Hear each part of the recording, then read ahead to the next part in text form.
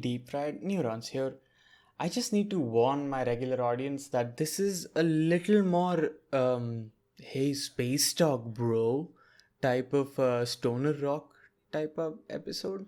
And I'm genuinely sorry. I don't intend to make content like that because it just like goes into this box of um, genericness. I don't know if I'm saying that right, but sometimes you just have to dive nose first into the cliche. I hope you enjoy it. I did do my research and homework for it. And yeah, I'm just gonna cue the fucking.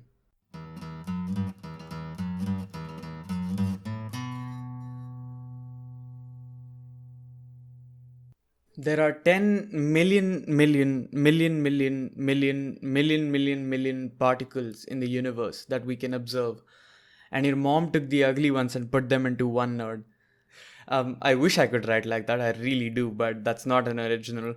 That one's from Stephen Hawking versus Albert Einstein Epic Rap Battles of History, 2011, I believe. Okay, instant regret for having knowing the year of release, but for sure I am certain that's the video that it's from, and go check it out. To be honest, one of my favorite videos out there on the internet from the early 2000s. No, early 2010s. My bad. And the reason I thought it was a good line to start on is because it just gives you the scale of at which the universe is spread out. Okay, guys, controversial opinion. Like scientists sort of all agree in consensus that the universe is that big and it is that stupidly packed with particles and yet has so much space in it between two particles that light doesn't travel that fast. And the reason that is important is most of you might have just guessed from the title of this episode, Kardashev Scale, is because we're talking about alien life and civilization. Now, the unfortunate part is that we will be dabbling into astrophysics, which I would admit is extremely interesting, but is not my area of expertise. However, civilization is a direct product of law. I would argue that the make or break of civilization is law. Society, as is defined in English language, you can actually, this is just a exercise in semantics at this point, but society is formed when living beings come together in harmony and companionship. The anthropological definition of it is, of course, friendship or kinship, which is the original form of society. Family is the first institution of society. But basically, society happens between apes as well, in some forms. It happens between ants as well. Civilization only occurs when there is agreement between the companions of working together and then ensuring survival of each other along with each other in the interest of each other. And that's how advanced civilizations are formed. And I don't know, I'm pretty sure I put the gameplay for it with my friends on the screen, what you're seeing of the game, AoE.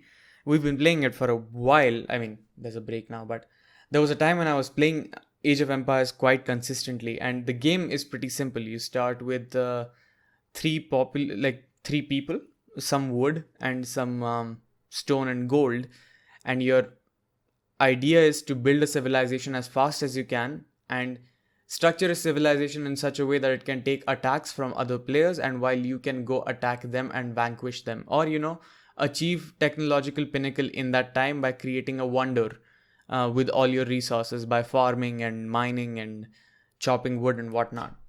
The point of the game is to basically establish that you're better at civilization building than the other person who you're playing against, and how you achieve that is by managing resources efficiently and defending your land efficiently and eventually achieving technological progress of the highest amount, or by doing the most amount of violence on the map. If you expand this on a universal scale, then you basically get what Kardashev scale is meant for.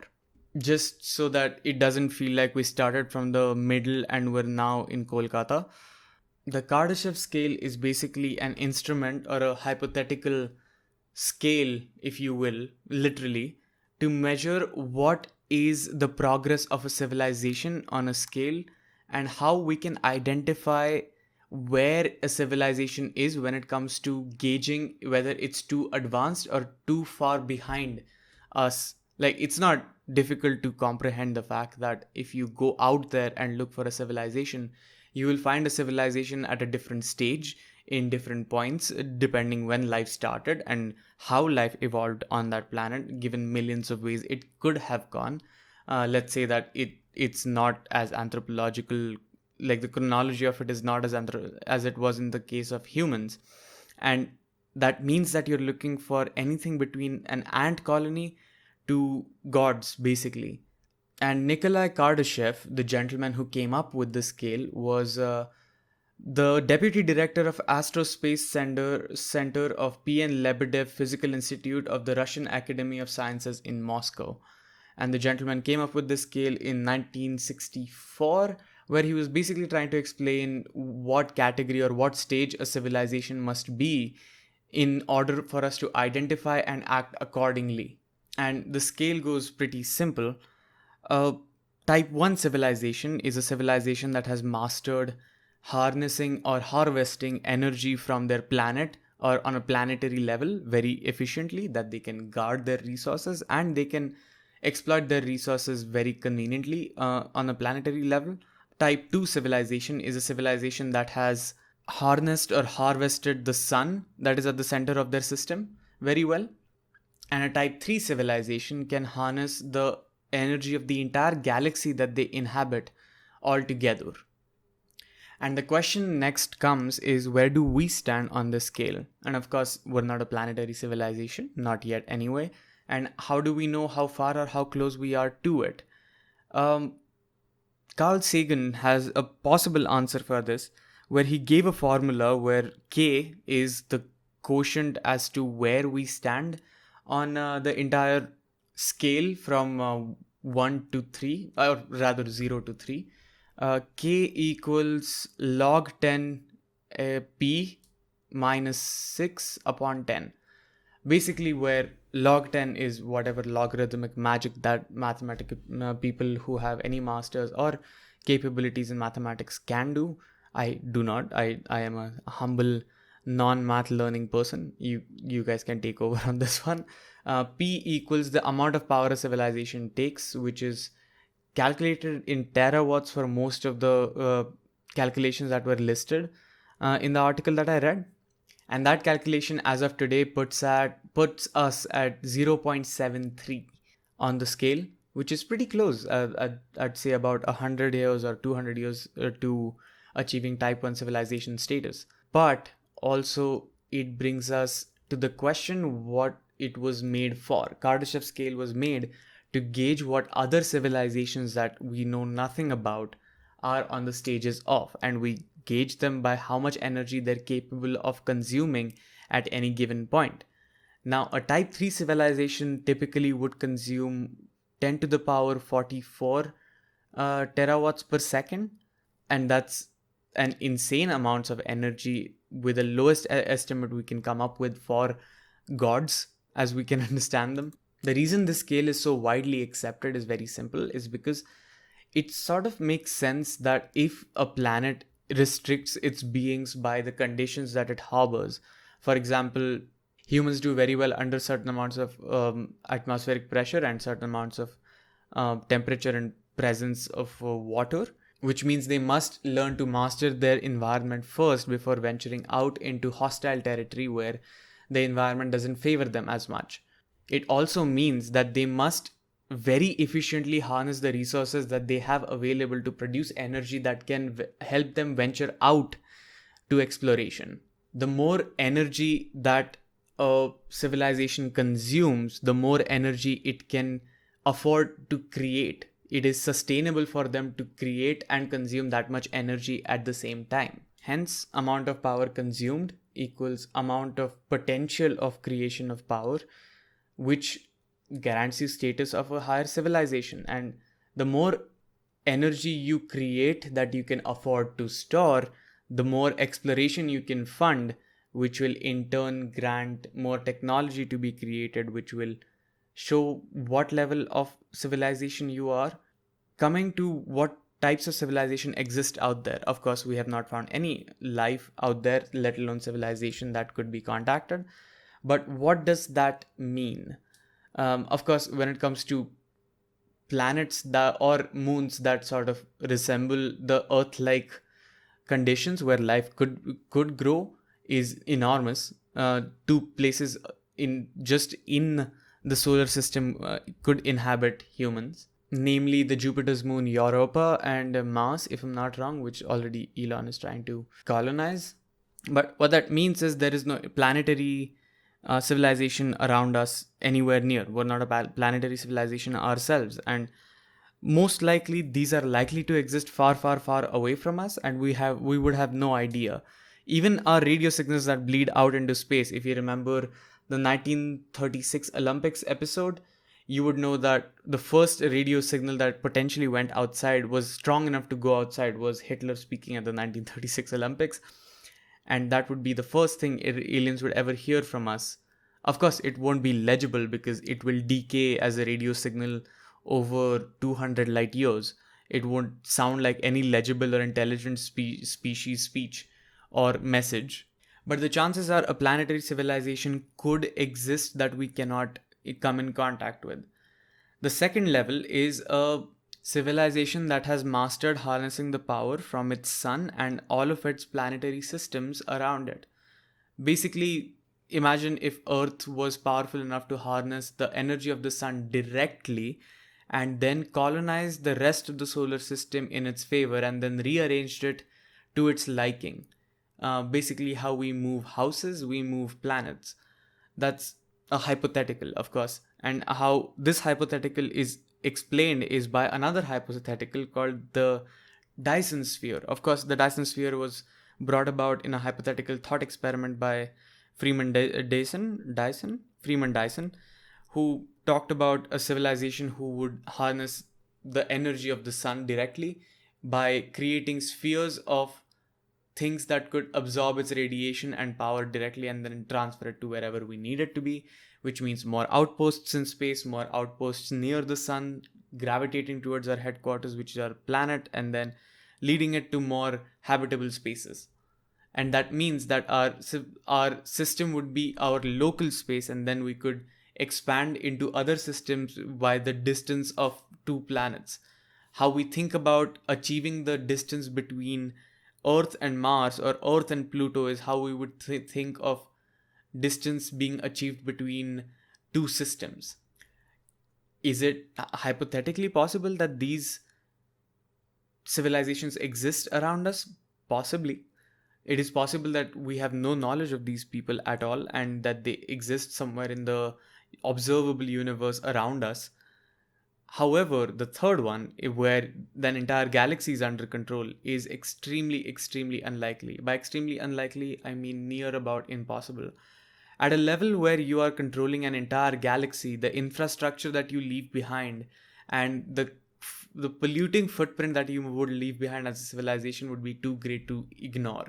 Even though these civilizations that were level 3, that is harnessed the energy of an entire galaxy, existed, the infrastructure that they would create would at least decay somewhere close to us, or this space waste that they created would travel to us. But that has not happened, which means that they likely don't exist around us. Their impact is too large to fail. That's sort of the Fermi paradox, that if it exists, then it has to be sensed after the third level. And of course, the list has been expanded on, where a fourth, type 4, has been added, where a civilization is capable of harnessing the energy of more than one galaxy.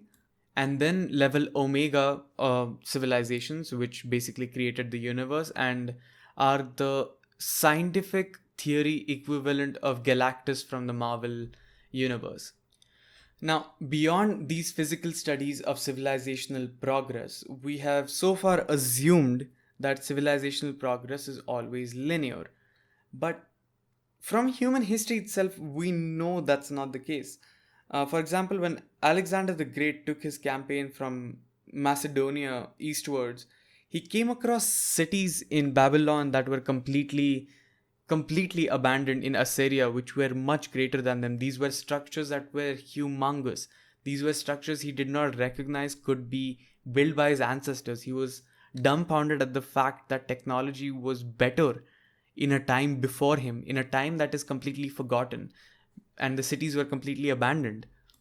At least the last three generations of people have sort of had the benefit of thinking about civilization's progress in a very linear line, where civilization only gets better on the passage of time. And the reason that is because we've not come across a very great filter until now.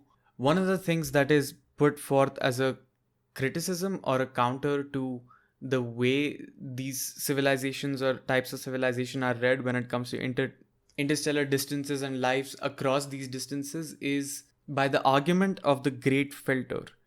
Now, the great filter is basically a barricade of a physical nature like drought, famine, disease, lack of favorability, exhaustion of resources, greed, technological overhaul, something like that, that destroys a civilization before it ever reaches a certain point.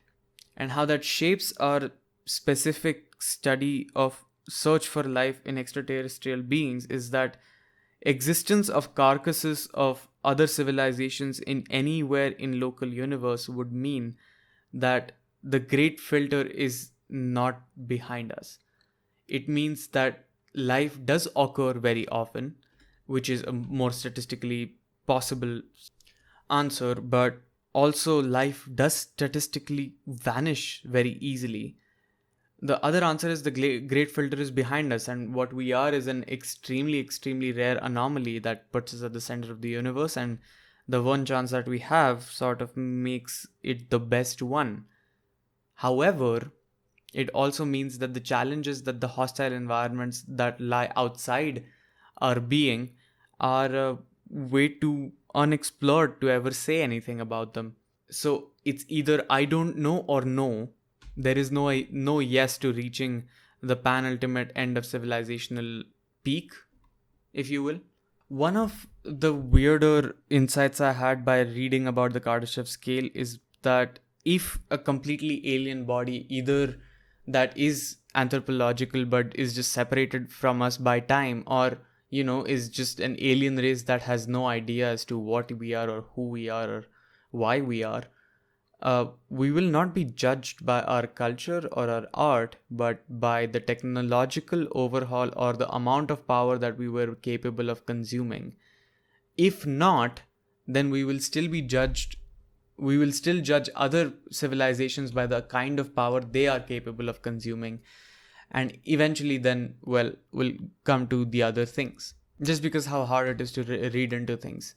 Which is why I am thankful for Carl Sagan and Tim Drake for putting the golden disc or the golden placard on the Voyager, which is a curated list of what is the experience of human beings in their time, which does not include war or politics inside, or religion for that matter.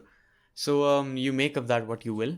If you want to hear more about the golden placard on the Voyager that is currently floating among the interstellar space, there is an episode about that which I will link down below.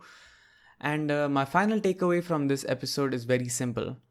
Accept society because it has banana. Okay, good people, that's all I have for you this week. If you were wondering what I was talking about when I said that the things that you see on the screen, I was of course talking about the footage that I put on the episode on YouTube, which reminds me, please go subscribe to my YouTube channel regardless of where you get this podcast. It is available on all major podcasting platforms along with YouTube, where you can watch it if that's your jam. If you really like the episode, please hit a like on the YouTube button thing, and if not, just keep following. And if you really, really like it, please go to the patreon.com /deep fried neurons, and you can support this podcast with whatever you have or whatever you think it's worth. Really helps out the channel a lot. And yeah, stay safe.